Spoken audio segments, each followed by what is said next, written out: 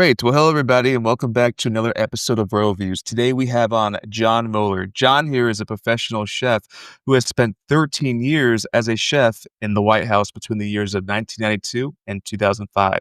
John currently now owns a restaurant in Lancaster, Pennsylvania, alongside his wife. John, thanks for coming on Worldviews. Oh, thanks for inviting me. It's great to be here. Let's just start with how did you discover your love for the culinary arts? Well, it's been in me my whole life. I mean, back in the late '60s, early '70s, I remember looking at TV a little bit, and there was no Food Network, but you had PBS. And when I first saw Julia's Child, and be honest with you, the Galloping Gourmet, if I was kind of drawn toward it. When my parents were cooking in the kitchen there, I was kind of drawn to seeing what they're doing and put my hand into the mixing bowl when I could. And then, when I was like 14 or 15 years old, I was working as a dishwasher and a kitchen grunt in a local college called Franklin and Marshall College here in Lancaster, Pennsylvania. And I was just working in the kitchen. And before you know it, one of those cooks said, "Hey, one of you kids, get over here and start cracking some eggs or throw this chicken on a sheet pan," type of thing. And I was always one that got called over to do it. And I don't know, one thing led to the next. And that was 1976, and I never left the kitchen. Awesome, awesome. And how was the road to becoming a chef at the White House? Well, I did do I started my culinary schooling, let's say, in high school here, doing a vo-tech program. Now they call it CTC, and that was a high school junior, senior year, and then did 2 years in Johnson& Wales up in Providence, Rhode Island, which is a big culinary school, and I graduated in '81. Then I stayed in the New England area for a couple of years there, and then in 1984, and I'll lead up say that it was important I got to the White House, but it's what happened before I got to the White House that gave me the opportunity to do it. And that's what I'm going to lead into now is that in 1984, I had a very good friend of mine, and he was chefing it too. And he had family over in Ireland. And he was over there spending a summer and started working. And then he was stayed there 1 year. And then after the first year, he said, "Hey, John, why don't you come on over and visit? And who knows, maybe something happened. You could work here for a little bit. We never know." So I started saving my nickels and dimes and trying to figure out how to do this. And by the time we got to the summer of '84, he had moved to Paris. The restaurant he was working in had a sister restaurant, an Irish restaurant in downtown Paris. It was called La Ferme Irlandaise, the Irish farm, an actual Irish restaurant, not a pub, of all things. And so I met up with him there in the summer of '87. And I left with a one-way ticket to Europe and a backpack. And people thought I was crazy. Like, "Hey, do you speak French? Comme ci, comme ça." Do you have a job lined up? Not really. We'll be well, 2.5 years later, I came back to the States, and it was a game changer. Had opportunity to work in well, first job I had was actually cutting grapes. I did the grape harvest in the fall of '84, and then I started working for a bistro in downtown Dijon, and just a nice little family bistro place while I was going to the University of Dijon to get my French going better. Je peux parler français maintenant, but before it wasn't so good. And then I worked at a very nice restaurant in the Burgundy region, and then that chef turned me on to some other chefs, and I was able to work in a two-star Michelin restaurant in Burgundy, France. It was in a little town called Saulieu, and the guy was, actually voted chef of the year of all of 1984, and I was there in '85. And, be honest with you, when he saw my resume and the letter from the other chef, he said, "You can come and work here, but, je paye pas. I don't pay, but you can live here for free, eat all your meals and all this stuff, but I don't pay for stagiaires." And I was like, "God." I went back to my room at the other place. I had a few francs a month that they gave you, and it was enough to have a drink here and there and, just to survive. And I said, "Phew, boy, not get paid. That's gonna be tough." But why did I come to this country? I wanted to work in a Michelin star restaurant, and this is the closest opportunity I had to do it, so I said, "To heck with it." So I went back and I accepted the position, and for the next 6, 7 months, I worked for free. I didn't miss one meal, breakfast, lunch, and dinner. I was even on a day off, I could slip in, at, what we call family meal in the kitchen and eat all your meals, and, you get a glass of wine once in a while, and I had a couple of francs on the side, not a lot, but I had enough to survive, and so I did that, and it was a game changer. What they were doing at that level, in a Michelin star restaurant where all eyes are on it every day. Every day they say très soigné, très soigné. Très soigné means VIP. You have this, politicians and movie stars and journalists coming in. And they're seeing what he was doing, and he was 2-star trying to become 3-star. So it was a great opportunity. But then I went to the west of France, on in Brittany, and worked 6 more months there, and I knew my time was short. I've already been there 2 years. I said, "Let me do 1 more region and then come back," and so that's what I did. I did 1 more region, and then, late '86, came back to America, and I was in Lancaster here trying to figure out what direction I was gonna go, and, a job opportunity came up in the Virgin Islands, so I went to St. Croix, and I was the sous chef, exec sous of this resort, on St. Croix through the '86 to '87 season, and then, in the summer, June, end of June, beginning of July, my contract was pretty much terminated. They asked me to come back in, I was like October, November to do the next season. They did like maybe like November 1st to like the end of June, and then they closed for the rest of the year. So I had the summer off, and I was going to go back. I kind of like living on the islands there, And but I landed in DC. First afternoon, I'm wandering around, looking up some nicer restaurants in the area. I was off DuPont Circle. I came to this one place that I kind of heard about, and the chef was French Belgian. He saw my resume and he saw the places I had just been in France. What place do you think he actually saw and recognized? The 2-star Michelin guy. And he goes, "Wow, you were at Loiseau's place." I said, "Yeah." He goes, "Well, if you work for him, you could work for me." He knew who he was. He knew he was the chef of the year. He was big time. He was starting to ride that big wave in that early '80s and the mid '80s. He was becoming that big up and coming star chef in the area. And so within 3 days, I'm working in DC, and that's summer of '87. And then 2 weeks or so after working with this French Belgian chef, it was a Friday night after service, and he said to me, "John, what are you doing tonight? Why don't you come with me? Uh, all the French chefs in Washington get together once in a while and have a drink." He says, "Your French is good enough. You can hang with us." And my French was pretty darn good when I came back. And I knew all the good words too, working in the kitchens. And so we went to the Mayflower Hotel, and every French chef in Washington was there. There must have been 40 or 50 of them. And I was the only gringo in the whole crowd. There was not one American chef that was working locally in that mix. It was called the Club Amical. And it was only French chefs there. And so became friends with a bunch of these guys, and I was invited to come back to have that networking beverage every once in a while. But a guy I met that evening, the first night, his name was Pierre Chambrun. We became friends. We talked about job possibilities in the area, and he even asked me to work for him at one point, like in 1989. But he said, "I'm not sure how long I'm gonna be here anyway. I got some other plans I'm working on." So we just talked for a moment, and that was about it. And then in 1990, I heard he started working at the White House. I heard about it. I go, "Wow, that's pretty cool. Pierre's at the White House." And then 91 and 92 went by, and in the beginning of 92, uh, I get a call from him, and he says, "Hey, John, I don't know if you know or not, but I've been a sous chef here at the White House. Now I'm up for the chef position. Um, Now I'm looking for someone to be my sous chef. Would you be interested?" And I said, "Absolutely. What do we have to do?" So when we sat down to talk about it, he said there's 5 chefs that work full time in the White House. There's two in the pastry and 3 in the cooking. He says, "I'm French born, but you have to be American citizen to work full time." The pastry chef too was French born, but American citizen.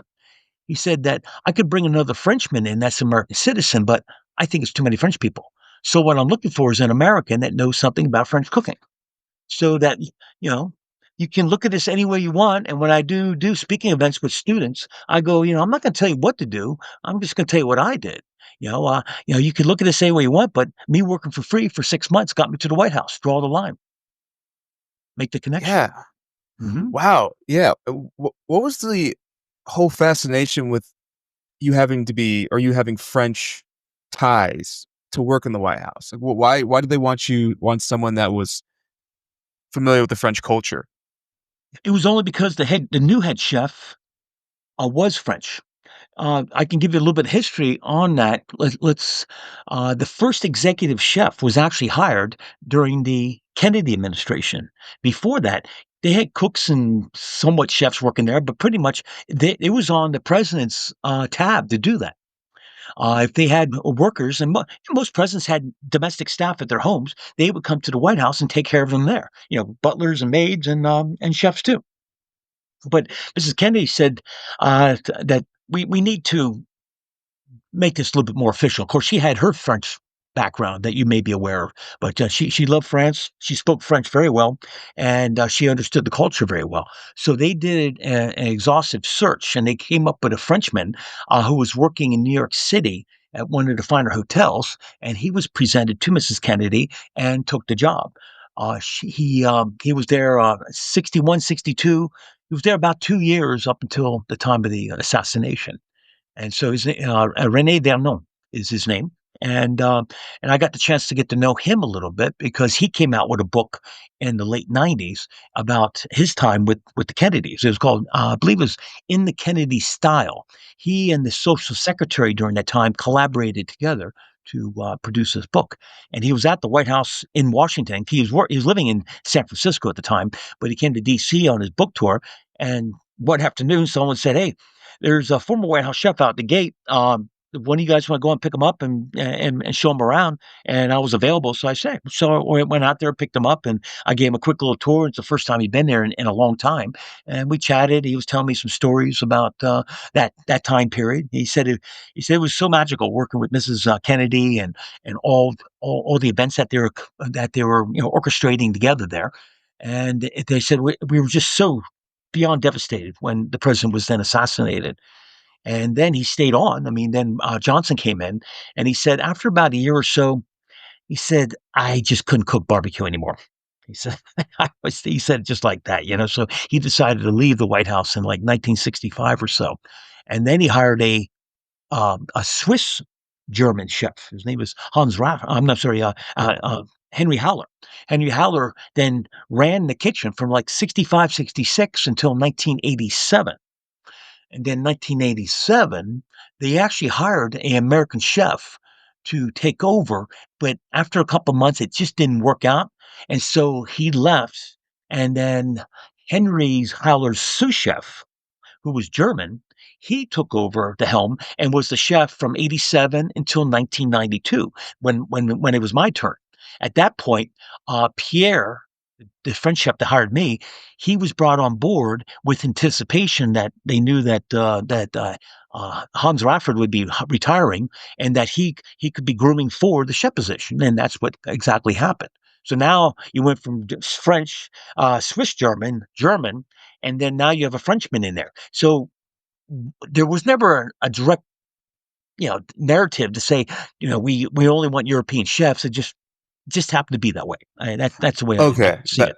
Okay, cool. But it was you pretty much had from the point that the position that was created as an executive White House chef, which was the early '60s, it had been European chefs that were in there. Okay. And I imagine working in the White House has to be, to some degree, pretty chaotic. A lot of the days are very different. But for you, what did the most normal version of a typical day look like? Well, yes, it can be chaotic. Christmas time, we get creamed for like 3 4 weeks there between Thanksgiving and Christmas, and then other times, it's not so crazy. You might have, if it's a day there's nothing going on, one of us may come at 5:30 or 6 o'clock in the morning to take care of our breakfast because we were responsible for 3 meals a day for the family or more if they wanted it. They usually did not to turn into that, but we're responsible for the daily meals for the president, their family, and any private guests they had there. If they happen to stop in for dinner or if they're staying overnight as an overnight guest, we are responsible for that primarily. And then also the official functions that occurred on the White House, we were responsible for that also. So, state dinners, lots of receptions, cocktail receptions was big business there, and then it could be a picnic on the South grounds. All those events would have to be. We would create the menus. We'd send it to the usher's office. They would type it in a format, send it over to the office of the first lady.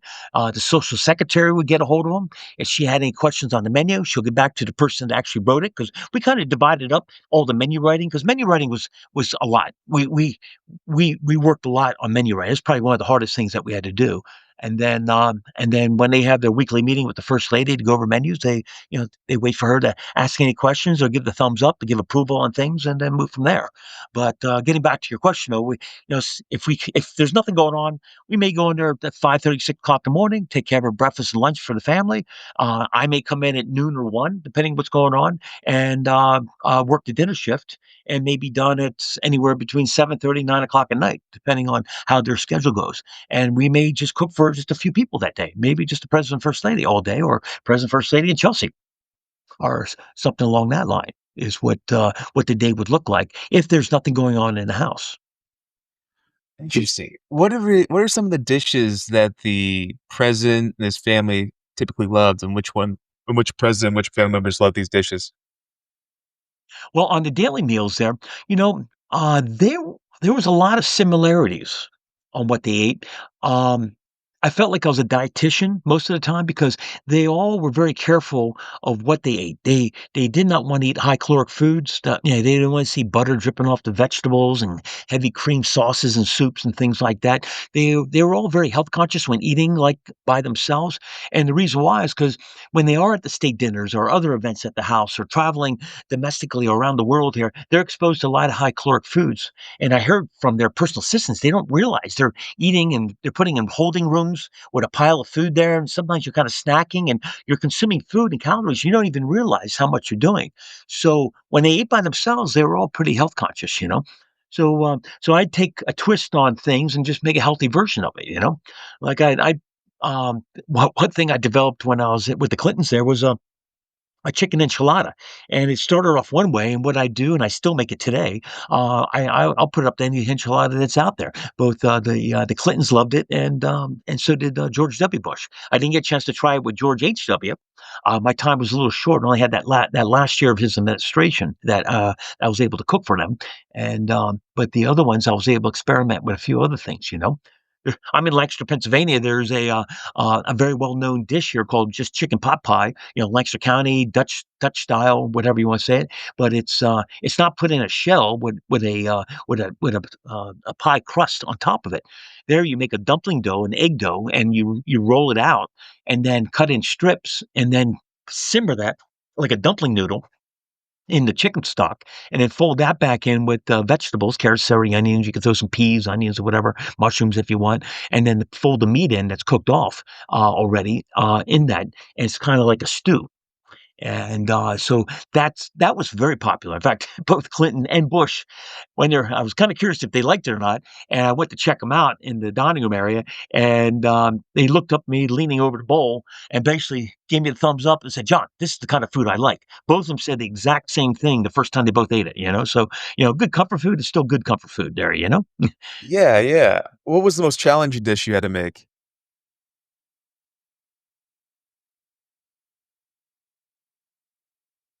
Nothing that was really, like, "Oh my goodness, how am I gonna get this thing done?" More logistics that you worry about is depending on what the situation, how am I gonna execute it in whatever situation that might be going on, out there. So for dish-wise, I never had anything that was like, "Wow, I'm sweating bullets on how this thing's gonna go or not?" It was just a matter of, depending what part of the house or maybe a couple times when we were on the road that we had to do something, or we might be in like I said, a different part of the house that's very tight. A few times during the Clinton time, we had these large pavilion tents on the south grounds, and they did a lot of big dinners. And as I'm thinking about it now, probably the most challenging one was the 1999, 98 or 99 was the 50th anniversary of NATO. And so they had a big event. There's obviously all of NATO was over here. We had 950 people plated sit down on the south grounds of the White House. And so how to create a menu that you can execute out of our small kitchen, which is not that much, that big. We had to rent some convection ovens. We put tents over them and put them outside the back door, basically, which is actually the front door, if facing Pennsylvania Avenue, but kind of down below. Nobody can see what's going on there. But we had to orchestrate a uh, uh, a way to plate 950 first courses, and we could not make that hot. We had to make it a room temperature dish, and then 950 hot meals, and then 950 salad, a salad cheese course, and then the pastry department came up with the dessert. But that was probably one of the more challenging days of trying to get how are we going to get this thing executed. That was an amazing feat to get everybody fed in a timely fashion to get this food out. Wow. And speaking of challenging days too, obviously you were in the White House during 2001, so I was curious to hear from your lens, what was 9/11 like being in the White House? Mhm. Well, a lot of people may not realize it, but on 9/11, that evening, 9/11, 2001, that evening, we were entertaining all of Congress on the south grounds of the White House. The congressional barbecue was that evening. It averaged every year, it can flop around 2,000 plus, 2,500, even up to 3,000, could come. This is the Congress, family, friends. It's a huge gathering for them all to kinda get together for once. Sometimes, one time a year. Sometimes it may be in, May, June. A lot of times I'll see it like early June, mid-June, and other times it was earlier mid, September before the weather might change a little bit. And for so that year, it was on 9/11. So we were in full production mode that morning, getting ready for the event that evening. And the head chef at the time, Walter Scheib, he had left the kitchen about 7:30. And I mentioned we had three chefs that works there full time, but on days like that, we had local chefs that we knew that we had on a clearance to come into the White House to um, to help us out with events. So we had about a dozen or so guys working with us. Some are from the military that they have clearances already to come in. The Army, mainly the Navy. The Navy has a big presence on the White House grounds. Under the Oval Office is the Navy mess. Also, Camp David is operated by the Navy. They do the food service up there, and the Navy also travels with the president when he goes anywhere. And helps take care of service and food issues that he's on the road. We don't travel with him when he's going to Japan for a steak dinner or something like that. So we had a pretty good amount of guys in there working. I'm in the kitchen, basically running the show there, keeping the ball moving and had a lot to do. And as I'm doing that, at like 8:30 or whenever that time magic time moment was, it one of the butlers came in the kitchen and said, "A plane just hit one of the towers up in New York."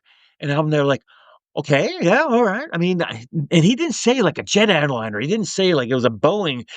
I thought it was a Cessna. I thought some little airplane must have got lost. I mean, well, that was pretty clear out there. But I do remember over the years they've had accidents with helicopters and things like that on some of the buildings in New York City. So didn't think that much about it. We didn't have a TV in our room in the kitchen, so I had to wait a couple of minutes. I was cooking something when I was able to stop what I was doing, and everybody was doing their thing. Nobody had any kind of panic or understanding of the situation.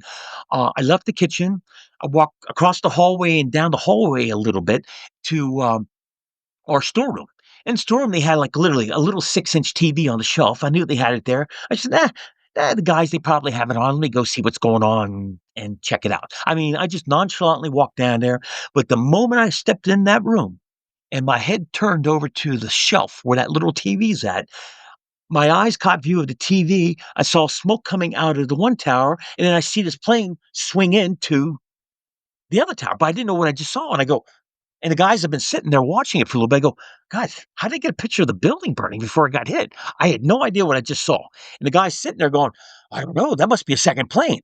And so as we were trying to digest what just occurred, we figured out what did occur. As the news reports started coming in, that it was a second plane.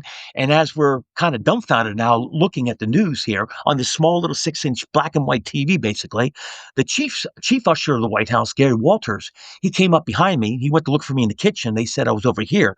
And he said, "John, this looks like a terrorist attack. There's no party tonight. Let's get everything broken down and put away. And then, when everything's put away, let's get everybody out of here that's not a pass holder. Let's get rid of all what we call the SBAs, the escort workers." So, I mean, now it's becoming real in our minds. I watched TV for another moment going, basically, holy crap, you know. And then I went back to the kitchen and the guys were just working along and they had no idea what was going on. I said, "Hey, guys, gather around. Here's what's going on. So let's get everything broken down, put away, get everything in the fridges, wrapped up, labeled. And as soon as we do this, the day is done." And it wasn't like, "Get 'em out of here in 10 minutes." It wasn't panic. It was like, the day is done once we get cleaned up. And so I cleaned up my stationery a little bit and got that put away. I let the other guys do that, finish up the rest of it. I was on family. If you're on family, you're taking care of the first family. So, President, if you remember, was down in Florida, but Mrs. Bush was there. She was going to, I looked at her schedule that morning. She was going to be by herself at lunch around 12:15. So I said, I'm going to start getting ready for Mrs. Bush's lunch. So I cleaned up my area, put a clean cutting board. I set up my thing, I got some vegetables out. It was going to be kind of a soup and salad, something kind of light, not heavy because they're going to eat a little bit more at the event that evening. So as I'm just kind of getting everything together and getting that menu put together for the first lady's lunch. I heard nothing where I was in the White House kitchen, but where Walter Schei was, the head chef, was on the South Grounds with his crew, and I didn't even go out to say anything to him. I'm just kind of just working my area here and keeping the guys focused on stuff. So I never went outside and said, "Hey, guess what happened, Walter? I'm just taking care of the main kitchen there and staying with my guys." So I heard nothing. Except for suddenly the door swung open and Walter came running into the kitchen. The head chef came running in the kitchen and he was out of breath. And he goes, "The Pentagon just got hit. We could be next evacuate." And so Ooh. I'm looking around going, "Oh, now this is becoming even more real." I'm going, "Holy shit." So I looked around the kitchen and I shut everything off, shut all the ovens, make sure no burners are going or anything. And we just started leaving. Well, we left our kitchen. If you go out of our kitchen under the north portico, that's our area under the north portico. If you turn left, you can head over towards the west wing and so the fastest, quickest way for us to get out of there was to go towards the west wing and up to the northwest gate to go on to Pennsylvania Avenue. I come in on the opposite end of the house, basically catty corner. I park in the southeast gate and I walk up to the east appointment gate and I come in. That's how the workers park and come in. But for that moment, I had my plate. I had my chef jacket was still on.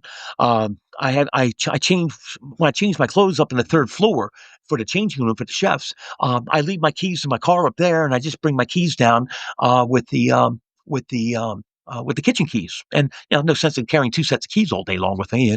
So I didn't have my car keys with me or anything. So so we just hightailed it out of there. And as I walked in front of the Oval Office. And over towards right where you see them reporting from the White House, and you see the White House behind her. I walked right in front of that spot, and right about there, I turned over my shoulder and looked in front over the West Wing and the entrance of the West Wing, and that beautiful blue sky was clouded with black smoke swirling up into the air, and I saw fire, and I was like, "Holy crap!" It was searing, and I was like, "Oh my God, is that the Pentagon?" And of course, it was. So that was the first opportunity that I had to see the what the remnants of what just occurred. So, as we dumped onto Pennsylvania Avenue, we were out there for a short amount of time when all the workers we all started getting together and the butlers were out there and the maids, people from the usher's office, carpenters, electricians, plumbers. You can see all of us in our uniforms all out there, and we gathered there for a little bit. And then the Secret Service said, "Everybody out of Pennsylvania Avenue, into Lafayette Square."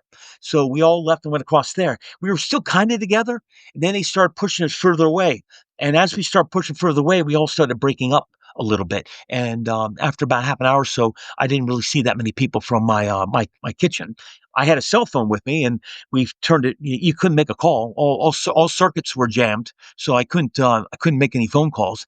And after being out there for about I don't know half an hour, 45 minutes, an hour, I said, "Well, I'm not going to get back to the White House. Looks like I'm not going to get to my car. I'm just going to keep walk. I'm just going to keep walking over to the old to Farragut North and pick up the metro and go to back home up in Maryland where I was living." So as I did that, actually I started at Farragut North, and there was a lot of people that were going down in that metro station. I said, I really don't feel like going underground with a lot of people, so I just kept walking up Connecticut Avenue. The next stop was DuPont Circle. There's a lot of people going down there. I didn't feel like going down there either. And that's a very, very deep metro station. It's the deepest one in the whole system. And I said, I'm just going to keep on walking. There's nothing, I'm not pressed to go anywhere. So I kept on walking all the way up.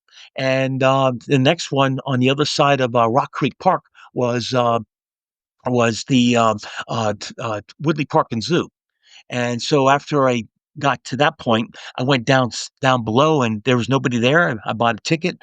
I got down to the platform where where where you can just where they still had payphones. So I picked up the payphone, I called home. That was the only way I could get hold of my wife and say, "Hey, come pick me up at the Shady Road Metro, and we'll kind of go from there." And so half an hour or so later, I'm over there at the Shady Grove Metro, and then my kids were in grammar school at that time. One was like in second grade, and the other was in like fifth grade. And so we went over to pick them up, and got that was the first half of my day that day there. Mhm. Wow, wow. When did you guys return to work? Did you I imagine it wasn't the next day, it must have been a few days later? We did later that day. It was like probably mid late afternoon. The head chef called me and said, "Hey, I got myself back inside the house here. I got myself back inside the White House here, and I'll take care of the family tonight. Just get back here first thing tomorrow morning." So we did that, and so the next morning, the first metro leaves at 5:30. I was there like 5:15. My wife dropped me off there, and waited for the first metro to go down into DC, and there was nobody there. And usually it's pretty busy, and so that was kind of an eerie ride to go into DC with hardly anybody on the train. We were It's just nobody was getting on all the stops. I was on That's the end of the, rail stop is where I was at, and so I went all the way down to Farragut North and got off there and then walked over to the White House, and it was like a Sunday morning, and of course, it was a Wednesday morning, that there was not that much activity going on, but I got into the house. Well, the first thing we did was they said, "We have all this food, we don't want to go to waste," so somebody from the Park Service gave us a truck, and we went and filled it up with the food, and we went over to Fort McNair and Fort Myers, and we just gave it to the cooks there. Here, just do something with it. Do whatever you want with it. And then they came back to the house, and we just had meals for the family that day, and that was it. But our social calendar was wiped out. Everything that was on the schedule was wiped out. There was no parties. Mhm. We were just pretty much cooking just for the family every day at that point in time, except for in the weeks afterwards. Excuse me, we'd have like one or two chefs. I mean, one or two heads of state be coming in and just talk about the situation. So there were small level lunches or dinners, and sometimes up at Camp David too, of about 15 to 20 people on average, and we called them working lunches or working dinners, and that was it. That's the only thing that occurred through September, October, November. But as we got into November and in mid-November, the first lady, Laura Bush, said to us, "We all experienced something just horrible, but we need to get back to doing the business that we do here at the White House. And we can't think of a better way to do it than the Christmas season." So the Christmas season itself is what kicked off our social calendar again. And we didn't have as busy a Christmas season as we normally do. We had a busy season, so we did all that. That was the first events that we did. And then as we got into January, February, March, boom, boom, boom, things started populating on our schedule for making menus again and planning. We didn't do any state dinners for a little bit. I think actually the first state dinner that George Bush. W. Bush had was the day before 9/11. It was the 9th or 10th. We had the N. Fox, the president of Mexico. He came in. That was the first state dinner, and then I'd have to look back and see when the next one was. It took a little while to get um, the next one going after the whole 9/11 ordeal. Mhm. Wow, and along with 9/11 too, I know there's obviously other memorable events such as Nelson Mandela came into the White House for you guys as well. Can you walk us through that experience too? Yeah, of course, Bill Clinton was president at the time, and we all obviously found out that we all saw how Nelson Mandela won the election in South Africa, and so his first outing as a head of state of South Africa was to come to America, and so we had a state dinner for him. So that was 94 maybe. I think that was in 1994, and so that was a pretty yeah. The menu itself was important, and everything else, but just the whole ideal of what this man has gone through in his life and then achieved president of South Africa was just incredible. That was a very magical evening. It was one of those days that you're like pinching yourself, go, "Wow, is this really happening? This is pretty cool stuff." Mhm. Wow, what'd you say you made him?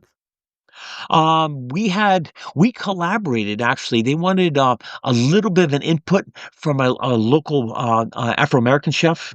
He was just a couple blocks away at the Hay Adams Hotel. His name was Patrick Clark. He was also in New York City for a while, and so he kind of came up with a bit of a concept for the entree. We did a seared halibut with a sesame. I think it was a sesame scented a tomato broth, and then some vegetables, what have you. And so that was the main entree.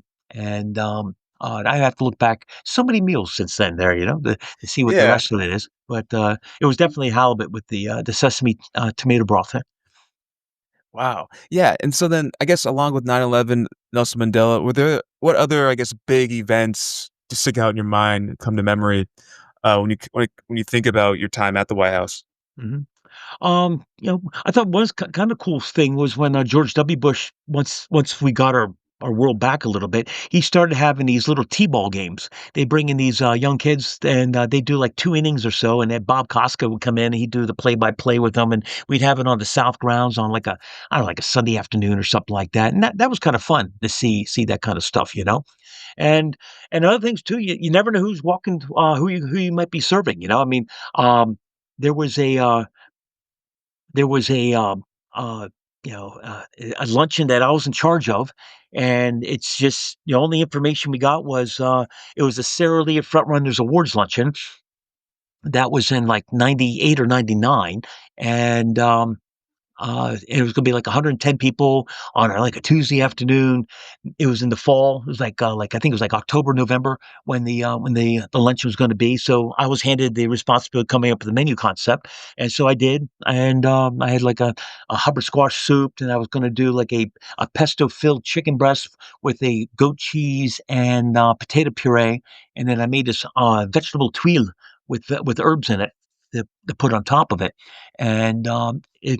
And I picked up some local broccoli from a local farm to bring that in, and so it was like picked the day before. So when you blanch it, when it's freshly cut, the chlorophyll is so strong still. It's so green. And if you blanch it properly, it just stays so green. So we're able to keep that broccoli looking really beautiful green. So it was something along that line. So I came up with the menu concept. It sailed through, no problems. It got approved. And then the day of, if it's your menu, you are the chef of the day. The head chef's working for you. I'm bringing it all together. We're getting to the point of service, and we're going from the ground floor kitchen is right underneath the state dining room. And, it's a not a bad sized kitchen, but it's not like a big commercial kitchen either. So, but you go to the elevator, we go up one story and get off there, that's the state floor. And we would go into this room next to the state dining room. We called it the family dining room, and we would set up in there and then plate it up, give it to the butlers, and they would walk right into the state dining room with all the meals. So that was the object that morning. So I'm getting ready to head up to do that. We're pushing, shoving, and then a butler came in the kitchen and said, "Julia Child just walked in the dining room." I was like, "Oh, holy crap!" You know, I mean, I mean, I mean, yes, I served a lot of kings, queens, and prime ministers, but this is Julia Child, and one of my heroes of my time. And I was like, oh my god, I mean, is everything gonna be okay? Do I need to do something different? I mean, is everything okay? Is everything okay? And I was like, after a couple of minutes, I'm not gonna lie, I panicked for a couple of minutes, thinking, holy my goodness, I can't believe this is actually happening right now. I said, John, just do what you normally do and just make it happen. So I did. I mean, we just started moving along, and we did the luncheon like we normally do. After we cleaned up and came down to the main kitchen, we're down there kind of cleaning up and kind of finishing up that everything that came back from the luncheon. And all of a sudden, around the corner, we heard this hello, hello, and it was Julia Child. She came in the kitchen. She thanked us for a job well done. We chatted for a moment. One of the cooks that we were working with, she had a camera, so I got a picture together with everybody from the kitchen crew that day, and then also see if I have and so I was like, wow, that's a pretty cool day there. And then about a week later, I was up in the usher's office, and the usher on duty said to me, "Hey, John, that was your luncheon last week when Julia Child was here?" And I said, "Yes, it was." He said, "You might want to see this." So he showed me this letter, and it says, October 26, 1999, Hillary Rodham Clinton, the White House, Washington, D.C. Dear Mrs. Clinton, how very kind of you to host a luncheon for all of us the other day in your beautiful White House. I have been there several times, starting with the LBJ administration, where everything was beautifully handled. During subsequent visits, I was not as impressed. But when I returned for the Sara Lee Frontrunners Awards luncheon, I was delighted to find the White House sparkling and the service beautiful and attentive and the food delicious. It was a very heartwarming experience. Thank you so much with all good wishes, Julia Child. And so when I saw Wow. that, I was like, wow, that's pretty cool. I say, hey, you might make a photocopy of that? And then, so I have a, beginning of my book. I start that with the story of Julia Child and that day in the White House, there's actually a picture of what the meal looked like that day. The social secretary really enjoyed it, and they dropped it on a table in the red room. The White House photographer took a picture of it, and if you or your food is in a picture within a day or so, you have it's in your mailbox. So it was nice. Also, every once in a while, you get these pictures show up in your mailbox of things, you know. So, and then here's a picture with Julia Child and us in the kitchen, uh, Okay. Oh, doing awesome. doing our thing that day. And then also there's the menu card. You can. I was very vigilant. I saved all these menu cards from Yeah. uh, from there. We had our own calligraphy department that would create these menu cards for all the official events that go on, and I have about 450 of them. So when I went to write the book here, I wanted to utilize those cards only. So I really didn't make the recipes centered around personal meals. I centered around all the official menus, and that was a little different than my predecessors who had written books about the White House, who were chefs there. They pretty much wrote menus and recipes about the day-to-day eating. So I wanted to showcase those menu cards and give you a little different flair of them all, and go that route, you know. So that was like I said, that was a good day. That was a good day. Yeah, yeah, that's so cool. How was the did you feel like while working in the White House, the culture changed quite a bit between presidential terms, like between going from Clinton to Bush and whatnot? You know, not I mean, the families and stuff, I mean, you had an older couple, George H.W. Bush and Barbara. I mean, they were in their mid upper 60s or so, and so when they got went to when they were there, should I say, they had their kids stop by, and we'd see some of their grandkids would come in, but they weren't there on a day-to-day basis. So, and we had a few, house guests, but it wasn't that busy.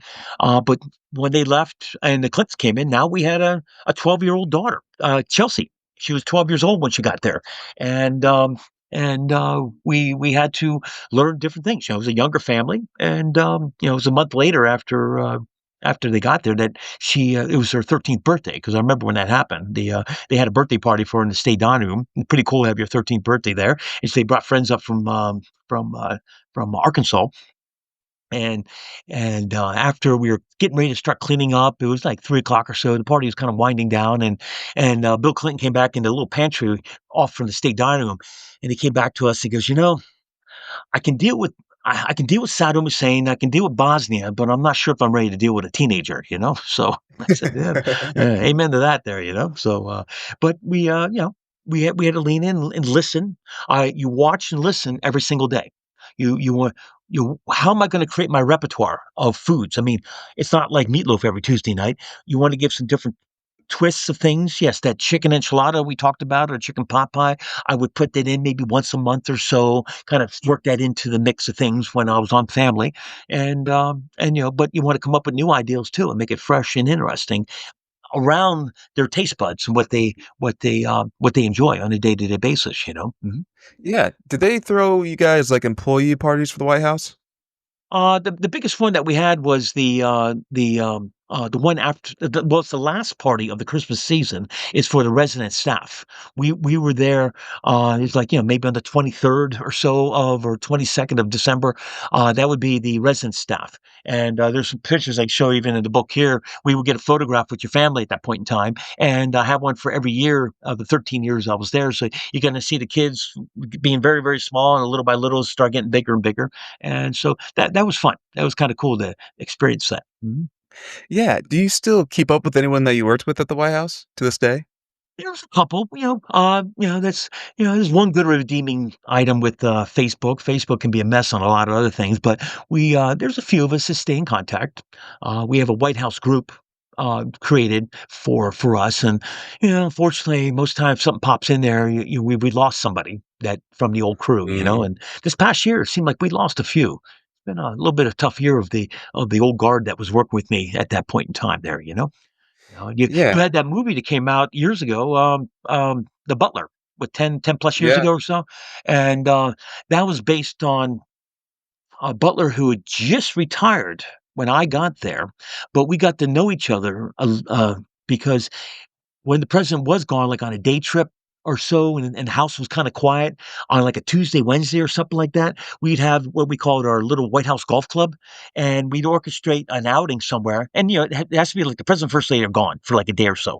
So, we would go somewhere in the area, and there's lots of golf courses in the DC area, and, there might be, like, 20 or 30 of us. We'd get together, and it'd be, current employees and also some retirees. So, I remember one time I rode the cart with, Gene Allen was his name, who that movie was based on, and he was just this gentle old, gentleman that, who'd been now retired and was a butler there from, I think it started with Truman and ended with, George H.W. Bush. And then, like I said, he retired, I think, a year or 2 before I actually got there, maybe 1990, and, we had a good time there, And so you when I hear some of the stories about that, how they started the book and the ideal. I mean, I can only imagine. I mean, I have a whole, basement full of memorabilia and pictures and cards and things, and there's a lot there. And so yeah, I've it's kind of neat to see people, transform that into a great story. yeah. Okay, so you brought up that movie, Lee Daniels, The Butler. I think that was, maybe Lawrence Fishburne, maybe, and Oprah. But Oprah was in have there, yep. yeah, And then have you heard of the TV show? This TV show came out around 2000, I wanna say 8, 9, 10, around that time. It was called Cory in the House. It was actually about a family living in the White House, the dad was a chef. It was actually a father and his son. I heard about that. I don't think I ever saw it. I think I heard about that, I work mostly evening shifts my whole life. I don't watch a lot of evening stuff. Sure. And I don't really have time for DVRing stuff. I just don't have time. But I've heard about that. And what was the name of it again? It was called Corey Cory in the House. Coina. Yeah, I remember hearing about that, but unfortunately, I did not get a chance to watch any of that. Okay, I had to ask, but But great, there's great. a lot of shows like that I never had a chance to watch. Family Matters, I never saw any of those either because I work evenings. Evenings and weekends, Oh, so yeah. I don't get No, a chance to totally see get too it. much, But, And do you recall the first and then your last meal that you ever made at the White House? the first meal was a luncheon for Mrs. Bush, and, it was kinda interesting. You have time for a little story about that? Oh, yeah, Yeah, yeah, yeah. yeah. Yeah, yeah, so it was gonna be kind of a, I'd made, I think it was a mushroom soup, and then I was doing oh god, it was a chicken dish, it was hot, a hot meal. She was having 2 or 3 guests, it was 4 of them. She was having 3 guests with her, and just first lady and 3 guests. The president was not there. It's like a Tuesday or Thursday afternoon, and it was my first opportunity to, cook for her. And so, I'm getting it all together downstairs in the ground floor kitchen, and then we get in the elevator, go to the second floor. It's actually the second floor is where they actually live. And there's a small kitchen up there that we work out of when we are actually serving them personally. When you look at the White House in Pennsylvania Avenue, the first floor that you see is all the ceremonial rooms of, you got the state dining room, the red room, blue room, green room, and then the East Ballroom. Now above that is the private quarters, and on the east side is the Queen's room and the Lincoln bedroom, and more in the center to the right is where they pretty much spend most of their time on that second floor. That's where the private bedroom is. There's like like a parlor. There's the yellow gold room for a nice receiving area up there. You can walk out on the Toombin balcony. And their family, we call the old family dining room, is right there too. And it's right next to a small kitchen that is no bigger than just an average home kitchen, just an average home kitchen. So I'm up in the kitchen. I'm with the head chef Pierre. He's explaining to me what to expect, how the servers go now. It's my very first time. And am I nervous? Yes, I am nervous. It's my first time. And I never interviewed with the family. I didn't have to talk to Mrs. Bush or the president before I got the job. Pierre hired me, and that was that's all they needed to know is that if he was happy with his team, that's all that was important. So Pierre's up there explaining to me how what to expect and get things going. And then the butler came in the kitchen, said, "The first lady wants to see you on the dining room." And I kind of froze for a moment, and Pierre looked at me and goes, "Well, don't keep her waiting. Go on out there." So I walked out to the dining room, and there's that iconic figure sitting at the end of the table that you see in the news all the time. That's my first chance of seeing her. I came up beside her, and she looked up and she said, "Oh, so you're one of our new chefs here?" I said, "Yes, I am." I introduced myself, and I said, "Yep, it's a pleasure to be here." And she said to me, uh, "You know, I've been on the road a lot lately, but I think I might have met somebody from your family." Really? I completely caught me by surprise. I had no idea of this at all. And I was like, "Well, where do you think you were?" I mean, my father was kind of South Dakota, Minnesota area, and my mother's from northern Pennsylvania and kind of upstate New York, Finger Lake region, Rochester, northern Pennsylvania. And so she said it was up in the Northeast somewhere. It might have been like Connecticut. And then I started thinking, I said, "How about New Jersey?" And she goes, "You know what? I think it was. I was in New Jersey. I was at this woman's home and we're having a reception. And this lady came up to me and said that her nephew just started working at the White House as a chef. And I was wondering if it might have been you." And I said, "It has to be my Aunt Irene. It has to be." They had they're very big business people in the Hackensack area, Jersey at the time. And I knew they were big Republicans in the area, doing whatever they could, and they had a reception at somebody's house, and it was her because I called my Aunt Irene Wow. later that day. He said, "By chance, did you ever meet the first lady?" She goes, "Yeah, a couple months ago. Um, I went and to this cocktail reception at this lady's home, and I met her, and I told her that about you." Well, I said, "Well, she remembered it, and she brought it up today." So, and here I was like, "Wow, that's pretty cool." We just had an interesting conversation. I explained what the menu was going to be, and I went back to the kitchen and go, "Wow, that didn't go anywhere where I thought." It's normal people. It was kind of cool. So within the next week or so, I got a portrait of the first lady, and I saw the first lady after lunch one day or something like that, and I said, "Hey, would you mind signing this for my aunt?" And which she did, and my aunt always treasures that. She treasured it for a long time there. Mhm. Oh, that's so cool. Wow. That's awesome. I want to, also talk about, your whole career as a chef too. I mean, even outside the White House. Because how many years now have you been doing this? Have you been a chef? 1976, when I first stepped in the kitchen, officially maybe 78, I started actually cooking. So Wow. 45 plus years. Mhm, 45 plus years, okay. mhm. Was there ever a time where a customer asked to see you personally, whether it was good or bad, after a meal? Oh, absolutely. Yep. Just happened the other night. Mhm. Oh, was it I assume it's only good things, so I imagine Yeah, both everyone times loves your good. Hey, food. hey, do everything's go perfectly all the time? There's no way you can hit it all the time. I don't get too many of them, but somebody might say, "Hey, a lot of times it might be on the service end. Something might have fallen through the cracks or something or whatever."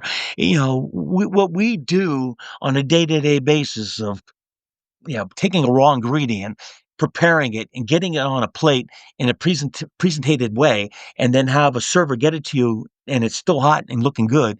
It's a huge undertaking if you when you really look at the mechanics of it. But yeah, but most time, yes, I go out and talk with people all the time, especially on Friday, Saturday nights when we're a little busier. By the end of the evening, I'm out walking around the tables. Somebody would call out or whatever, and hey, we're just visiting the area. We heard about you and wanted to see if I could say hi to you type of thing. Thank you for a great meal. Mhm, Yeah, yeah, let's talk about that. What are the most I guess, what have been the most challenging and also what are the greatest memories you've had since mhm, owning your own restaurant? mhm.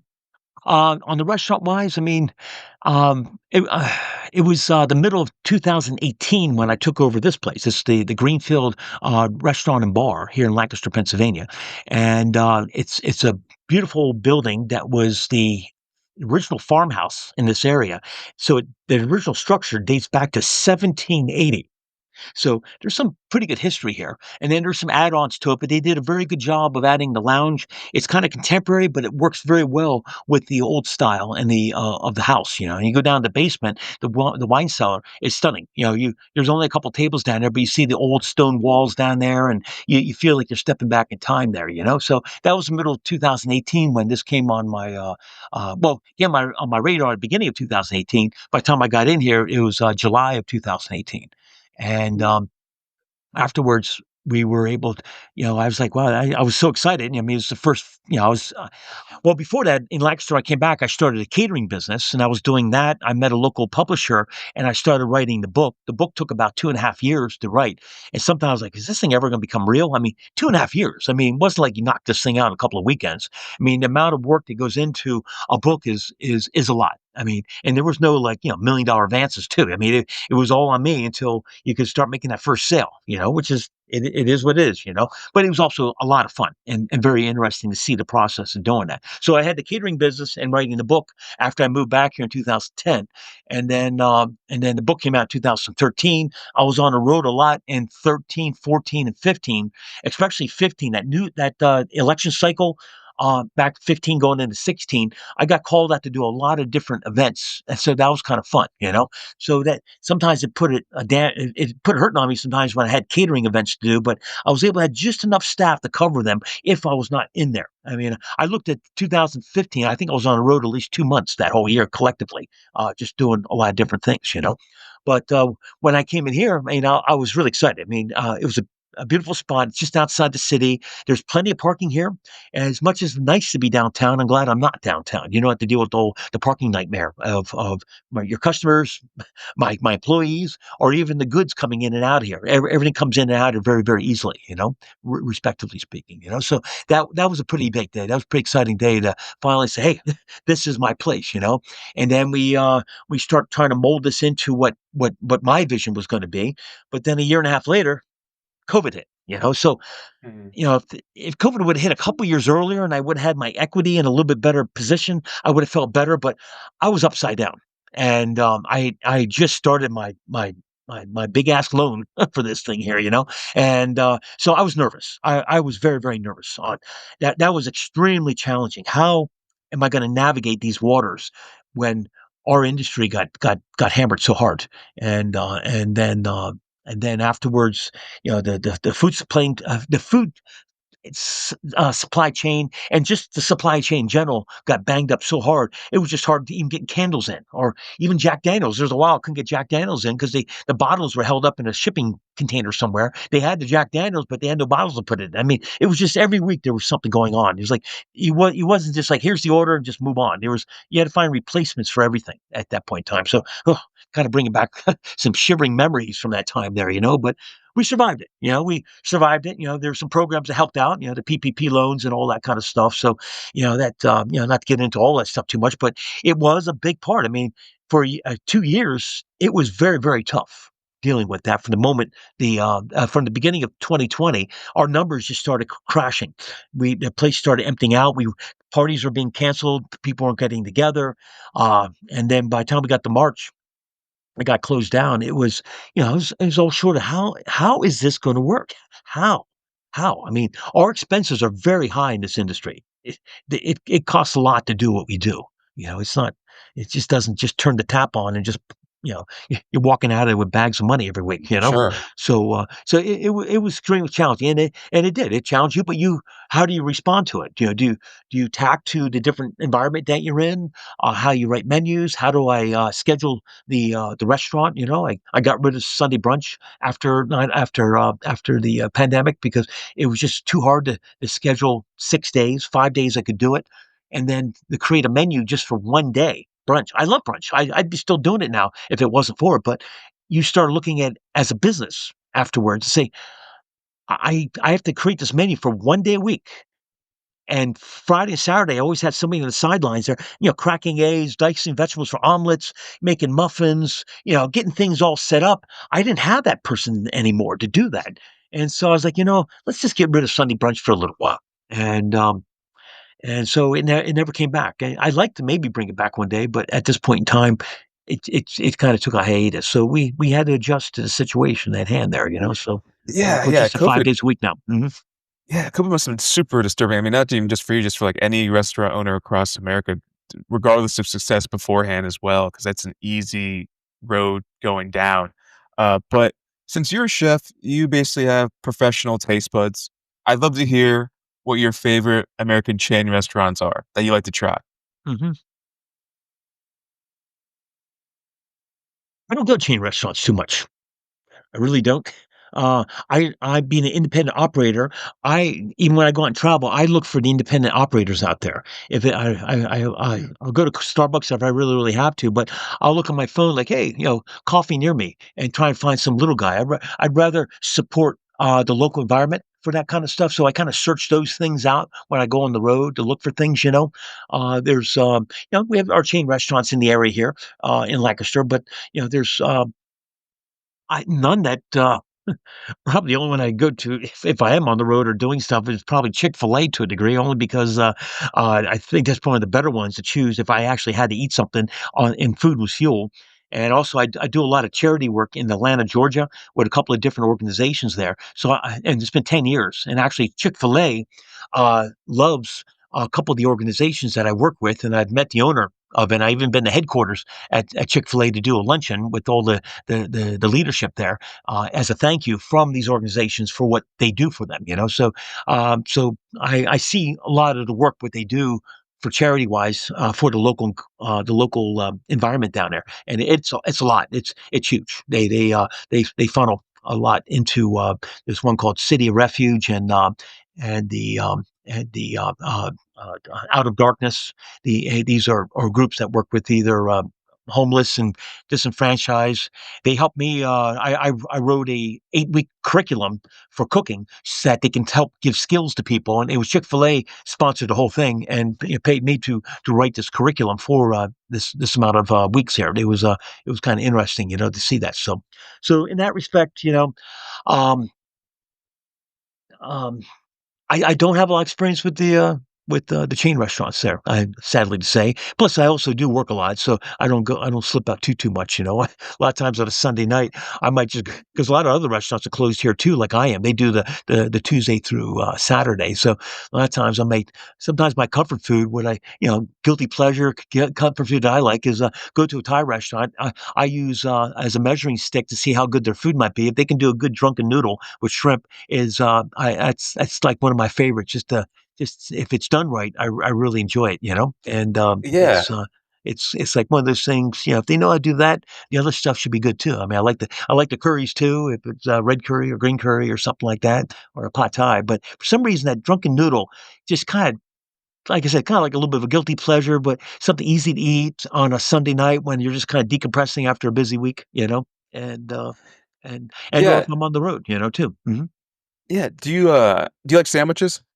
Oh yeah, yeah. Sandwiches are big. Do you like what are your top 3 favorite sandwiches of all time? I think one of my favorite sandwiches is, and I have to make it because there's a lot of places don't know how to make it, is a eggplant parmesan. When Oh, eggplant wow. parmesan is made properly, and I worked in Italian restaurants in a very good Italian section of Providence, Rhode Island, and there's a big Italian community up there, and if it's done right, it's absolutely delicious. Eggplant parm is one of my favorite sandwiches on a good roll.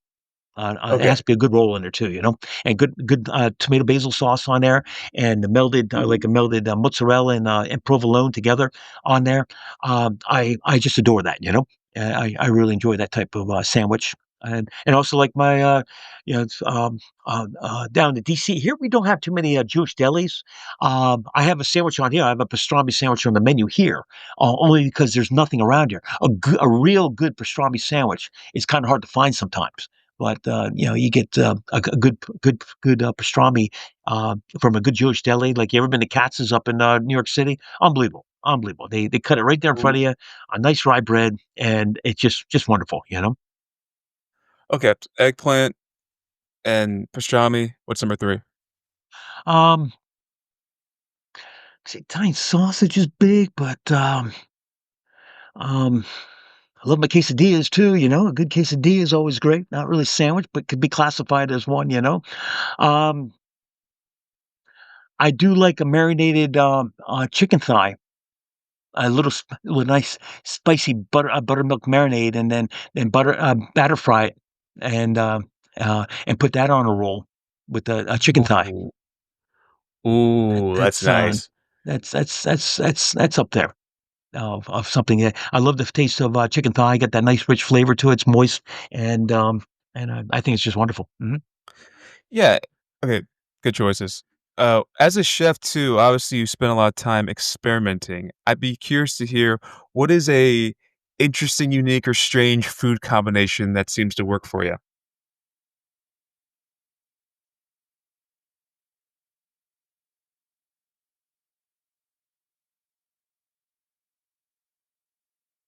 Well, let's see, interesting more than strange. When I was working in France, there was there was something called fine herbs, and fine herbs consist of these herbs only. You can't put anything else in it. Fresh only: chives, Italian parsley, tarragon, and chervil. Chervil sometimes can be hard to get, so if you can't get that, that's not the end of the world. But at least the other three, the chive, the tarragon with that nice anise, astringent flavor to it, and Italian parsley, not the curly, the Italian parsley, that constitutes fiend herbs. And like I mentioned earlier, when menu writing was very tough at the White House, coming up with new ideals. And one day I was getting ready I was trying to come up with some ideals for a visiting head of state for one of these working lunches. It wasn't a state dinner, but it was just a working lunch. So I said, what if I take these fiend herbs?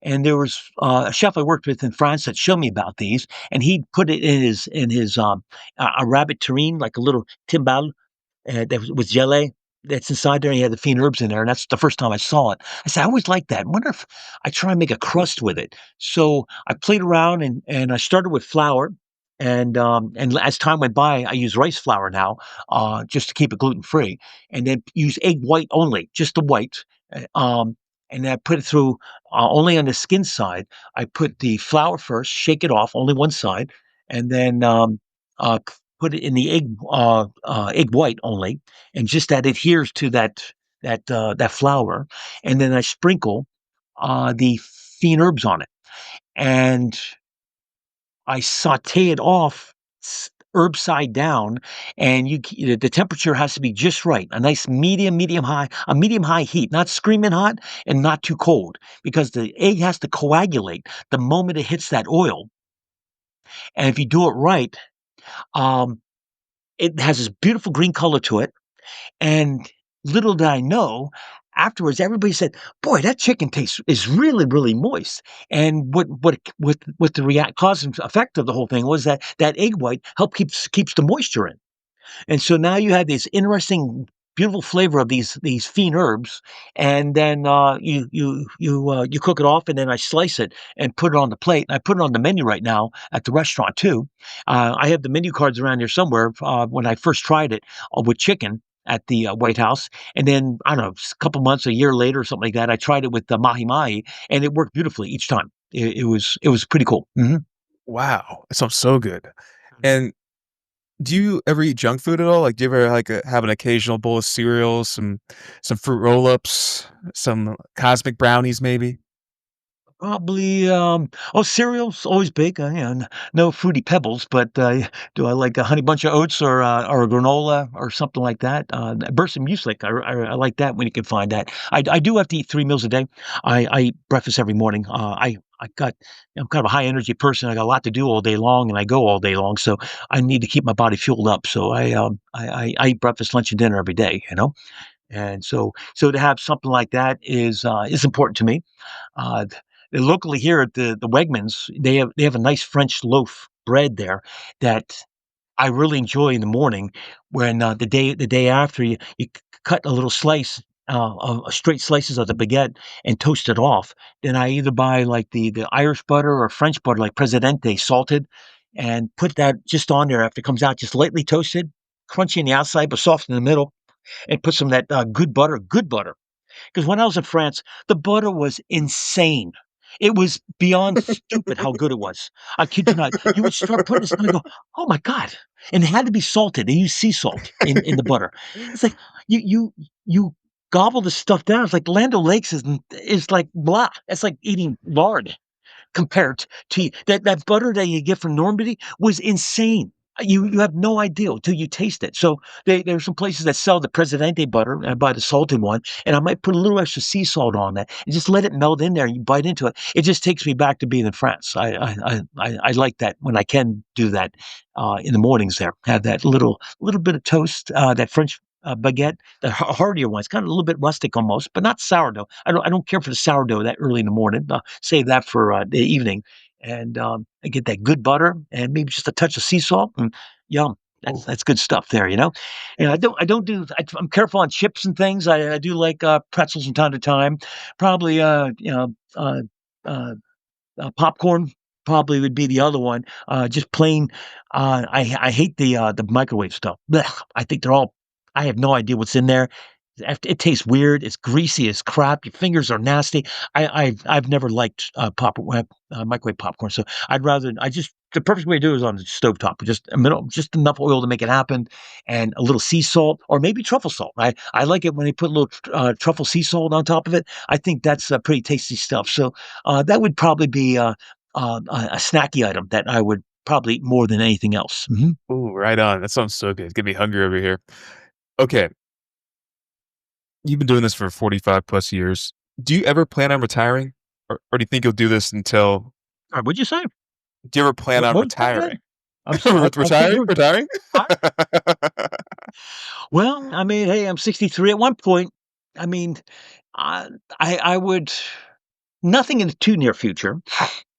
I would, if there comes a point where not when I would sell the restaurant, I like to keep my energy going with the book here. I mean, in 2 weeks, I'm gonna be in Denver, Colorado, cooking my dessert that's on the cover of my book here, for 600 people for a charity event, and then I'll be doing some speaking, and then they're gonna auction me off for a dinner, and then I'm gonna do the same thing for another group down outside of Orlando, Florida, on March 1st, I think it is. Yeah, March 1st, I'll be down there. So 22nd of February and March 1st, I got 2 charity dinners I'm doing back to back, and they'll fly me down, and I'll work in these kitchens and work with the chefs and stuff there.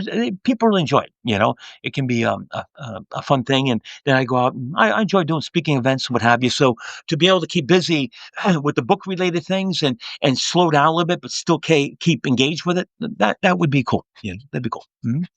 Oh, that's cool. Okay, last one for you. We always ask our guests on the show one question you would ask God, and He will answer it right then and there. What would you ask God? I heard noise over there. What was the full question again? I didn't hear the whole thing. Very good. Full question is one question you would ask God if you knew then and there He would give you an answer. What would your question be?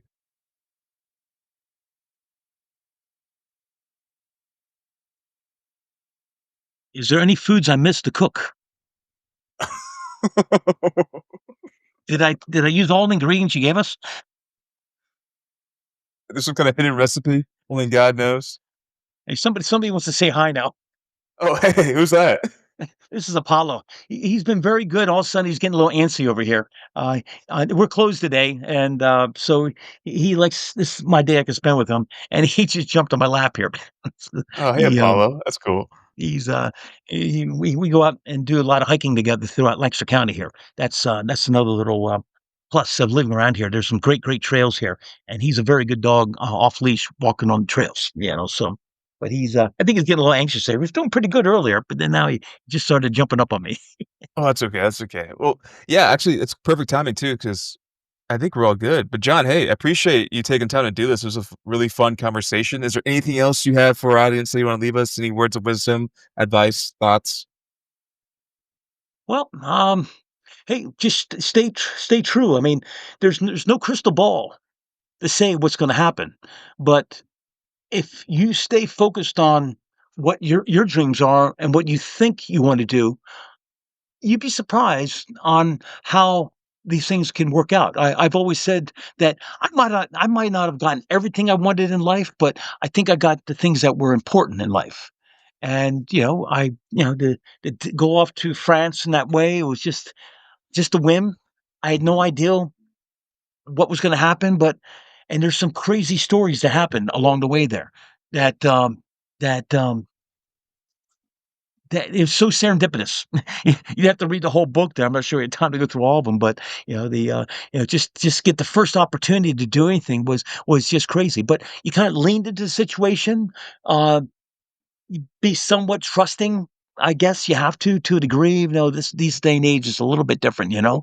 But I just had these serendipitous things here, and that occurred, and I leaned into them, and before you know it, I had this life in a world that was completely unknown to me, and before you know it, little did I know that change is what down the road would would affect.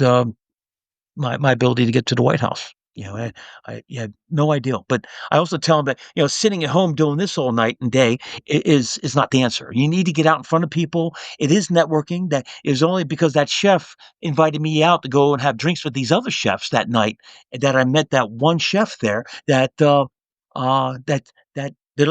the summer of '87. Little I know, what, 5 years later in the January of '92, that he was going to call me up and said, "Hey, would you want to work for me here at the White House?" Yep. Right on. Right on. John, appreciate you coming on Worldviews. All right, man. Hey, you have a great day, and pray for some warmer weather come up here. Mhm. Free audio post-production by alphonic.com.